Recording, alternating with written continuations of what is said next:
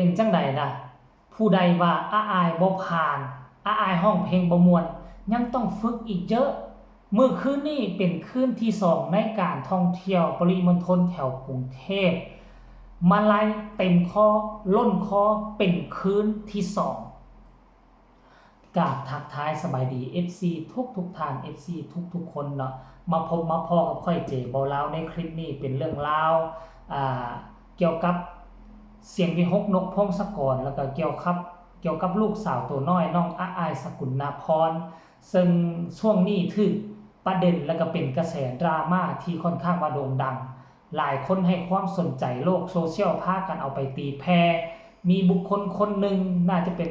คนหูหนวกคนตาบอดเนาะเข้ามาวิพากษ์วิจารณ์บอกว่าซื้อบัตรจองตั๋วมาเบิงมาประเมินเบิงแล้วเสียงวิหกจากคะแนน10จะได้0ว่าซั่นเด้เนาะ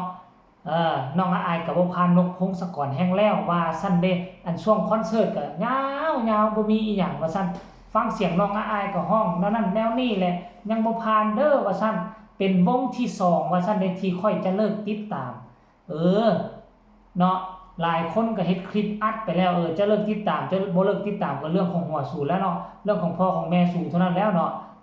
แต่ว่าทุกมื้อนี้มีอยู่มีกินงาน200กว่างานเนาะทั้งญานุญานี่ก็ออกมาประกาศตอบโต้เป็นทีเรียบร้อยแล้วเนาะมื้อวานนี้ญานุก็เป็นการท้าดวลถ้าหากว่าคืนนี้คนบ่หลายแนวนั้นนี่หรือว่ามันบ่ม่วนเนาะจะเสียเบียร์ให้เลยว่าซั่นไปเอาเบียร์อยู่ข้างลำโพงฟังขวารถแนวนั้นนี่ในที่สุดเต็มอะญะมีทะเลดอกทะเลดาวตอนนกพงศกรขึ้นและตอนน้องอาอายขึ้นก็บ่แพ้กันกับพอขึ้นเช่นเดียวกันมาไล่ล้นคอเนาะที่ผ่านมานี่ค่อยก็บ่เคยเห็นว่ามาไล่ล้นปานนี้ค่อยหาก็เห็น2คืนนี่แหละหลังจากที่เจอดราม่ามาไล่ล้นคอนั่นหมายความว่าจังได๋ FC ของน้องอาอายฮู้ข่าวเรื่องดราม่าเรานี่เพื่อเป็นการบ่เฮ็ดให้น้องอาอายเสียหน้าเสียตาเนาะเพื่อเป็นการตอกย้ำต่อให้บุคคลที่บ่หวังดีนั่นบอกว่าเสียงวิหกจาก10ได้0คะแนนนั่นมันบ่แม่นความจริงเนาะคันถ้าหากว่าเสียงวิหกจาก10ได้0คะแนนค่อยเบิ่งแลทุกงานต้องลุกขึ้นแม่นบ่เจ้าภาพเจ้าการเจ้างานต้องแคนเซิลงานต้องยกเลิกงานละเนระนาดแต่อันนี้นะมื้อวานนี่นะมีคนมาก็มาเซ็นสัญญาเป็นงาน2งานท่านผู้ชมบ่ต่ำกว่า2งานน่ะเมื่อคืนนี้ตามที่เบิ่งภาพที่เขาเจ้าถ่ายมาน่ะแล้วจะเอิ้นว่าเสียงวิหกเป็นวงที่ได้0คะแนนจังได๋เป็นวงที่บ่ผ่านได้จังได๋วะอันนี้มันอาจจะเป็น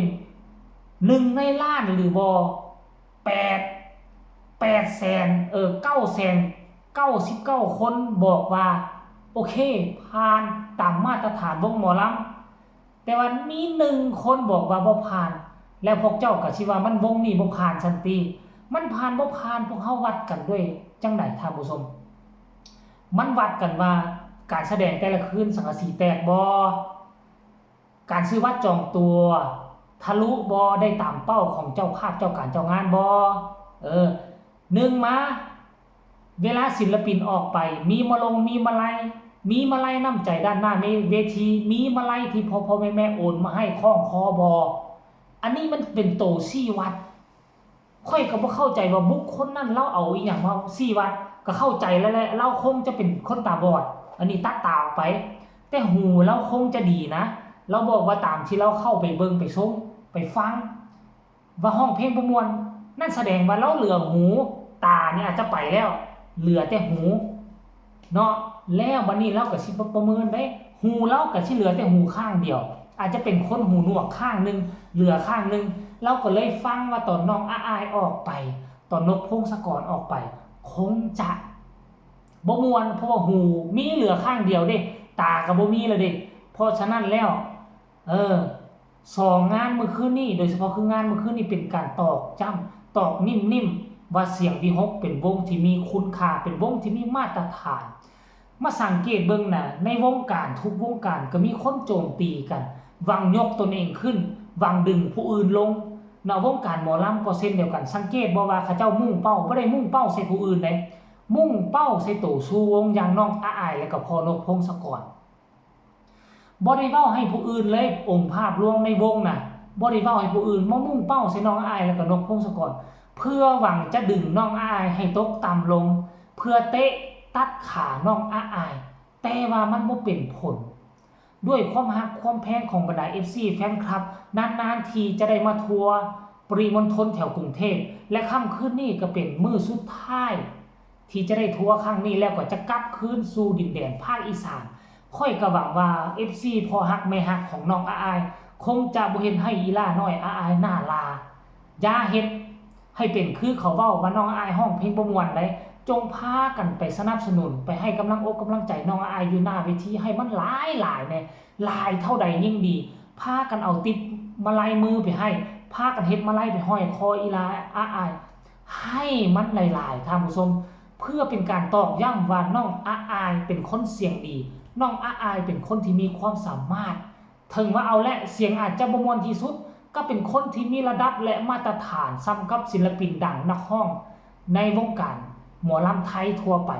จงไปให้มันหลายๆถ้าพ่อแม่ FC พี่น้องบ่ไปให้กำลังใจในค่ำคืนนี้ค่ำคืนสุดท้ายอันพวกโจรพวกมารพวกผีบ้าพวกผีบิดพวกหูหนวกพวกตาบอด